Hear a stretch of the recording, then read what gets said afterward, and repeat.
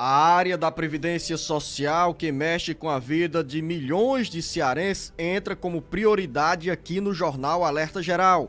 O corte de R$ 1 bilhão no orçamento do INSS gera apreensão entre servidores que vão se articular para o Congresso Nacional derrubar o veto do presidente Jair Bolsonaro. Com menos dinheiro, fica comprometido o atendimento dos segurados. As informações chegam agora com Carlos Alberto.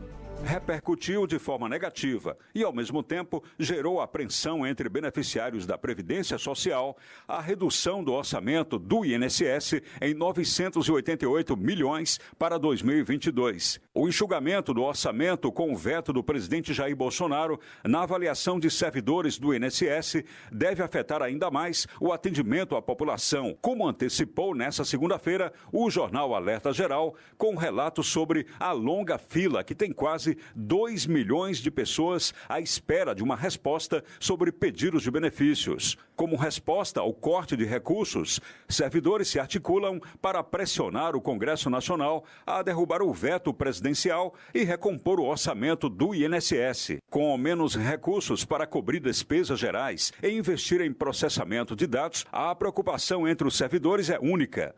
Com a alta defasagem de pessoal a partir de 2019, acentuando-se em 2020 e em 2021, que foi provocada pela elevada quantidade de pedidos de aposentadoria, há um temor que, neste ano, haja desaceleração dos serviços prestados pelo INSS.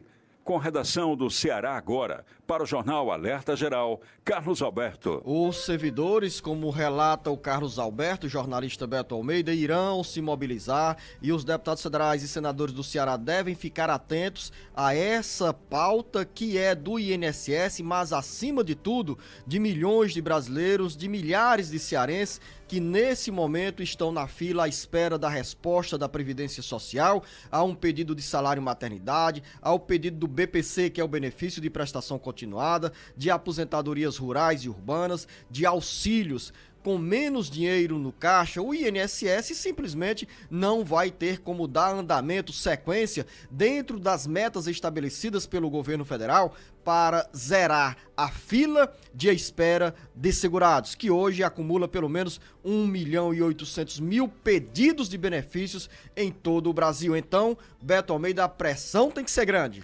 A pressão já está ocorrendo e ela tem prazo para se tornar ainda maior, que é a partir da semana que vem, fevereiro, quando retoma as atividades no Congresso Nacional. E aí, Luciano, a pressão vai, por exemplo, primeiro, o presidente Bolsonaro, ele fez esses vetos no orçamento, foi publicado no Diário Oficial da União. Os parlamentares podem sim derrubar alguns desses vetos, mas pergunta-se, quem foi mesmo que orientou o presidente na derrubada desses vetos? Até agora. Na derrubada ou no veto? No veto, ao aliás. orçamento.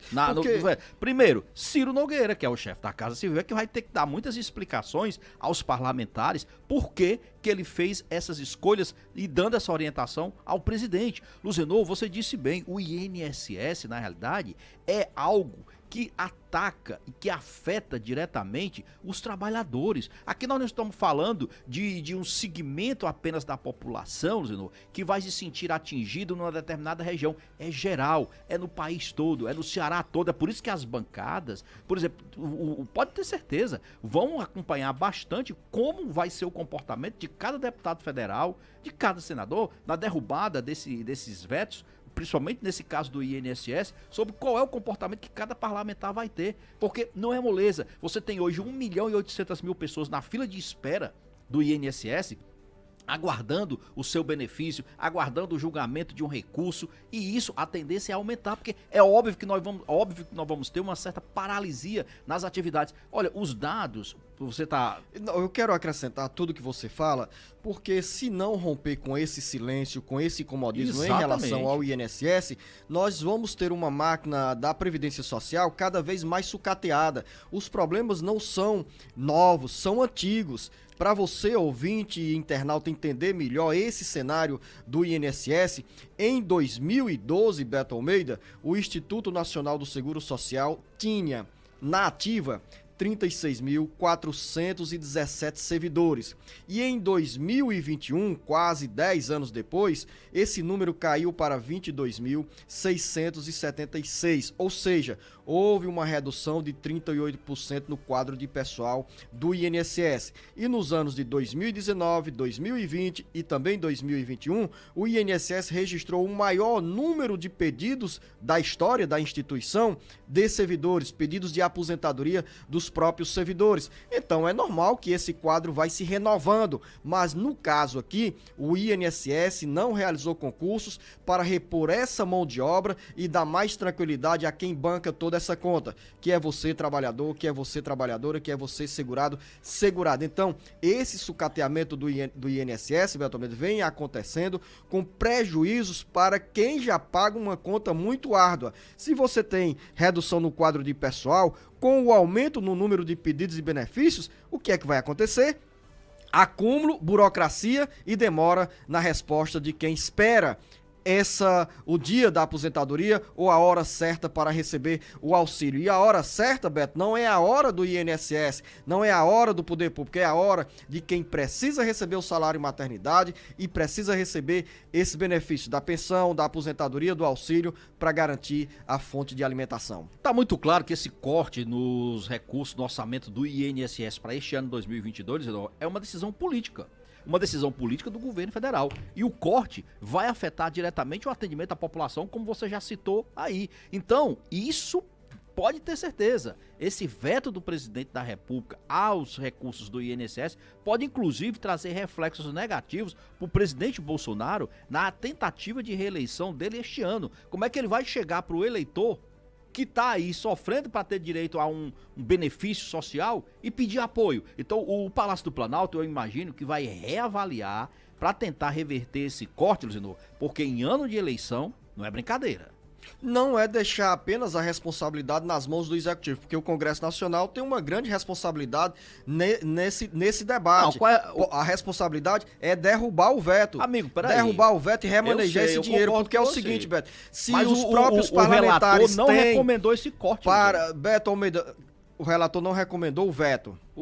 O corte. Ele não trabalhou com corte, não recomendou o veto. O presidente foi que vetou por uma decisão política da Casa Civil que orientou para ele. Eu concordo com você que agora o Congresso tem que derrubar porque o presidente fez algo que não é bom para a população. Mas o desgaste político, eu acho que é maior, é inevitável para o presidente. Então, que os deputados federais e senadores tenham sensibilidade para derrubar esse veto e, no caso da bancada do Ceará, os parlamentares pensem na vida de mais de 100 mil pessoas que estão nesse momento esperando uma decisão do INSS ou mesmo da Justiça Federal para ter um BPC, para ter um auxílio, para ter uma aposentadoria. E quando eu envolvo aqui a história da Justiça Federal, Beto Almeida, é porque no caminho da burocracia o INSS passa 90 dias, 120 dias, 2 meses, 3 meses, 4 meses, 10 meses, 1 ano, 2 anos para responder os segurados que têm direito e vão à Justiça para garantir esse benefício, para garantir esses direitos. E na reta final do bate-papo político, resposta que nós pedimos ontem aqui no Jornal Alerta Geral,